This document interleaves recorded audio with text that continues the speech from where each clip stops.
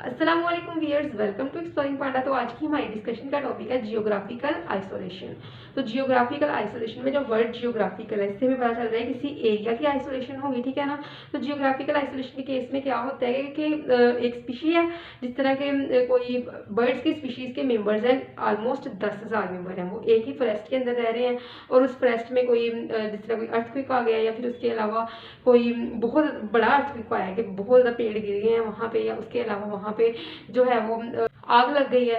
तो ऐसी सिचुएशन में कुछ जो स्पीशी के मेंबर है वहाँ से माइग्रेट कर गए किसी और एरिया में, ठीक है ना। तो उनके दरमियान क्या हुई, उनके दरमियान एक बैरियर आ गया, उनके दरमियान एक आइसोलेशन आ गई है। तो जिसकी वजह से वो क्या, वो रिप्रोडक्शन नहीं कर रहे हैं और आहिस्ता आहिस्ता वक्त के साथ साथ जब रिप्रोडक्शन नहीं करेंगे ना मेंबर्स, तो वो अलग अलग स्पीशी होंगी, ठीक है ना। जब तक रिप्रोडक्शन करते रहेंगे वो एक ही स्पीशी के मेंबर माने जाएंगे, लेकिन जब तो उनकी जो जेनेटिक मटीरियल है, जीनोटिपिक करेक्टर्स हैं वो चेंज हो जाएंगे, जीनोटिपिक ट्रेट्स चेंज हो जाएंगी, तो उसके अलावा फिर क्या होगा, वो अलहदा अलहदा स्पीशी के मेंबर हो जाएंगे। एक स्पीशी में डाइवर्जेंस आ जाएगी उनके मेंबर्स के अंदर और वो अलहदा अलहदा स्पीशी के अंदर आहिस्ता आहिस्ता चेंज हो जाएंगे, ठीक है ना। तो सबसे पहले हम देखते हैं जियोग्राफिकल आइसोलेशन की जनरल टर्म यही है जो मैंने अभी आपको बताई है कि बैरियर आ जाता है ऑर्गेनिजम्स के दरमियान में, वो आपस में इंटरब्रीड नहीं करते हैं और आहिस्ता आहिस्ता वो एक अलहदा स्पीशी के अंदर चेंज हो जाते हैं। तो इसकी जो फर्स्ट जो है वो काज वो क्या है, आइसोलेशन बाय बैरियर।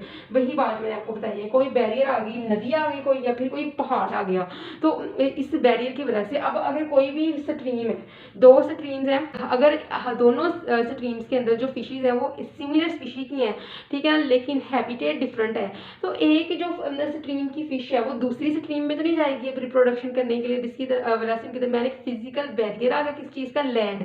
अगर तो वो स्ट्रीम थी दूसरी, वो उनके दरमियान में जो लैंड हो वो ना हो, तो वो आपस में रिप्रोड्यूस जरूर करेंगी, लेकिन अब लैंड जो है वो एक फिजिकल बैरियर आ गया, तो जिसकी वजह से उनके दरमियान कोई किस्म की रिप्रोडक्शन नहीं होगी, तो ये एक जियोग्राफिकल बैरियर आ गया। वो माउंटेन गोट्स, अब दो डिफरेंट माउंटेन्स पे गोट की जो स्पीशीज है, ठीक है ना, सिमिलर स्पीशी है लेकिन माउंटेन्स डिफरेंट है। अब ये तो नहीं होगा कि अगर रिप्रोडक्शन करनी है तो जो गोट ने अगर रिप्रोडक्शन करनी है वो अपने ही एरिया की जो होगी गोट उसके साथ रिप्रोड्यूस इंटरब्रीड कर लेगी, लेकिन अब ये नहीं होगा कि वो दूसरे माउंटेन तक जाएगी इंटरब्रीडिंग के लिए, तो जिसकी वजह से उनके दरमियान में क्या आ गया, फिजिकल बैरियर आ गया।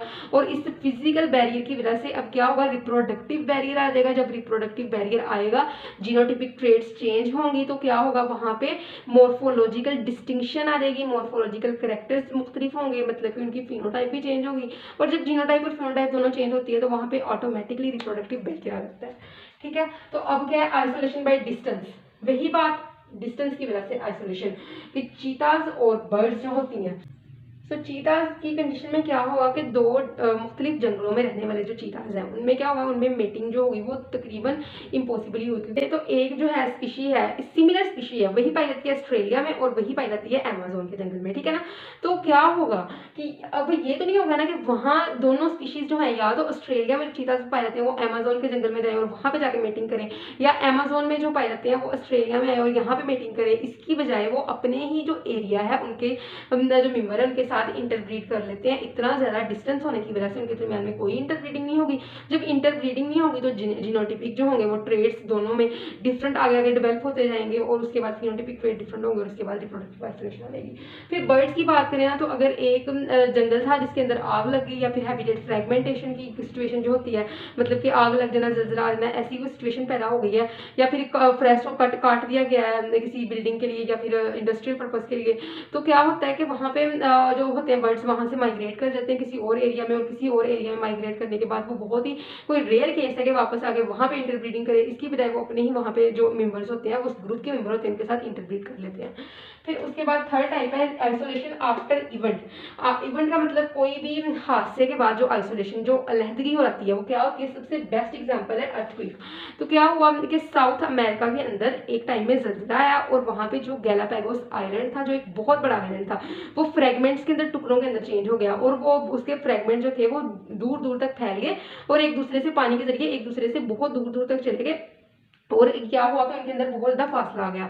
तो फिंचेस थी जो उस तरह की वो बहुत मशहूर थी, और कुछ जो थी वो बहुत डिफरेंट जगह पे जो थी वो माइग्रेट कर गई उस इवेंट की वजह से, उस अर्थक्वेक की वजह से, और माइग्रेशन करने के बाद मुख्तलिफ हैबिटेट से इंट्रोड्यूस हुई और हर हैबिटेट के मुताबिक उन्होंने अपने अंदर करैक्टर्स डेवलप कर लिए, अपने अंदर वो ट्रेड्स डेवलप कर ली, वो पहले जीनोटिपिक ट्रेड डेवलप कर ली, मतलब उनके अंदर वो जेनेटिक ड्रिफ्ट पैदा हो गया जो कि उनको उस हैबिटेट, न्यू हैबिटेट के मुताबिक बना देता है। अब वो फिंचेस का जो हैबिटेट है वो डिफरेंट होना शुरू हो गया। किस तरह कि जिस तरह के मुख्तलिफ आइलैंड में उनको जो फूड अवेलेबल था वो भी मुख्तलिफ था। जिस तरह के एक जगह थी जहाँ पर अबंडेंट क्वांटिटी में जो थे वो फ्लावर्स प्रेजेंट थे, तो जो उनकी बीक थी फिंचेस की, उनके अंदर क्या मॉडिफिकेशन हुई कि उनकी जो बीक थी वो एक नीडल लाइक होगी, बहुत बारीक होगी, ताकि उन फ्लावर से वो नेक्टर हासिल कर सकें। ठीक है। और कोई आइलैंड ऐसा था कि जहाँ पर फ्रूट्स थे वो थे अबंडेंट क्वांटिटी में, तो वहाँ पे क्या हुआ कि उनकी जो बीक थी वो मीडियम साइज़ की हो गई, ताकि वो जो और बहुत ज़्यादा शार्प हो गई, ताकि वो उन जो फ्लैश है फ्रूट्स के अंदर, जो उनका फ्लैशी सब्सटेंस है उसको वो कंज्यूम कर सकें। ठीक है। और थर्ड कंडीशन क्या हुई कि उनके अंदर, और थर्ड कंडीशन क्या हुई कि कुछ आइलैंड्स थे जहाँ पे जो अवेलेबल थे वो हार्ड नट्स थे, शेल्स थे। तो ऐसे जो फिंचेस थी उनकी जो बीक थी वो बहुत ज़्यादा बड़ी और हार्ड हो गई, मतलब कि बहुत ज़्यादा साइज़ में बड़ी हो गई। ठीक है। इसी तरह ही बहुत ज़्यादा स्पीशीज़, एक ही स्पीशीज़ जो कि गैलापागोस आइलैंड साउथ अमेरिका के गैलापागोस आइलैंड में रहती थी फिंचेस की, जब उस आइलैंड के अंदर अर्थक्वेक आया, वो आइलैंड जो है वो डिफरेंट आइलैंड्स के अंदर बट गया, टूट गया, और वो आइलैंड जो पानी के ज़रिए मुख्तलिफ इलाकों में बहुत दूर दूर तक एक दूसरे से चले गए। वो आइलैंड्स पानी के ज़रिए एक दूसरे से बहुत डाइवर्ज करके दूर चला गए। तो क्या हुआ कि वही फिंचेस जो एक जगह में पाई जाती थी स्पीशी, वो एक ही स्पीशी डिफरेंट जो उनके अंदर मॉडिफिकेशन आ गई, जीनोटिपिक मॉडिफिकेशन आई, फिर फिनोटिपिक मॉडिफिकेशन आई, उनकी बीक के अंदर जो मॉडिफिकेशन थी वो प्रोमिनेंट थी, तो वही फिंचेस की एक स्पीशी मुख्तलिफ स्पीशीज़ के अंदर कन्वर्ट हो गई। ठीक है। तो इस तरह क्या आता है, इस तरह आइसोलेशन होती है किसी इवेंट के बाद जो कि अर्थक्वेक था। और उसके बाद क्या है, आइसोलेशन बाय सेपरेशन। सेपरेशन का मतलब क्या है कि बीटल्स का एक ग्रुप है जो किसी माउंटेन पे रह रहा है या किसी ऐसी जगह पे रह रहा है, कोई अलहदगी की जगह पे जहाँ पे और बीटल्स नहीं रह रहे हैं, मतलब कि स्पीशी जो मेन है वो कहीं और है, लेकिन वो ग्रुप जो है वो माइग्रेट करके एक जगह पे आ गया है। तो उन्होंने क्या करना, उन्होंने सिर्फ बीटल्स ने वर्क क्या हुआ, अपने लिए खुराक तलाश करना। ठीक है। अपने लिए खुराक तलाश करना है, जो अपने अगर मेंबर्स ज़्यादा हो गए हैं, बढ़ गए हैं, तो अपने लिए और जो है वो कंस्ट्रक्ट करना, अपने लिए जो होल्स वगैरह है वो कंस्ट्रक्ट करने अपने रहने के लिए। तो ये होगा इनका वर्क, या तो फूड कलेक्ट करना या अपने लिए एक होम, एक शेल्टर बनाना, अपने लिए एक पनाह बनानी। ठीक है। और दूसरी चीज़ होगी फीड, या फिर जो खुराक हासिल की है उसको खाना। और थर्ड चीज़ होगी मेटिंग। ठीक है। मेटिंग से क्या हो गया, अपनी प्रोजनी को आगे बढ़ाना। तो इनके ये तीन काम ही होंगे, work, feed and mating beetles के। तो इसकी वजह से जो जीनोटिपिक मटेरियल होगा, जेनेटिक मटेरियल होगा, जीन फ्लो होगा, वो कंस्ट्रिक्ट हो जाएगा कुछ मेंबर्स के दरमियान में जो कि मेन स्पीशी से आए थे। ठीक है। और जो मेन स्पीशी होगी उसके अंदर कोई भी चेंजेस जो होंगे वो इसके मुताबिक नहीं होंगी जो वहाँ से माइग्रेट करके आ गए थे ये वाले बीटल्स। ठीक है। तो इनके अंदर जो चेंजेस होंगी वो मेन स्पीशी के अंदर चेंजेस से बिल्कुल मुख्तलिफ होंगी, और इनका कोई जीन उनके अंदर नहीं गया है मेन स्पीशी के अंदर, क्योंकि वो इनसे बहुत दूर है, बहुत फासले पे हैं, तो कोई भी जीन फ्लो का मैकेनिज्म नहीं हुआ। और अगर कोई भी जीन फ्लो नहीं हुआ तो मतलब क्या हुआ कि वहाँ पे जो हुई वो आइसोलेशन आ गई। एक तो जियोग्राफिकल आइसोलेशन आ गई और जीन फ्लो नहीं हो रहा, तो मतलब कि वहाँ पे रिप्रोडक्टिव आइसोलेशन आ गई। ठीक है।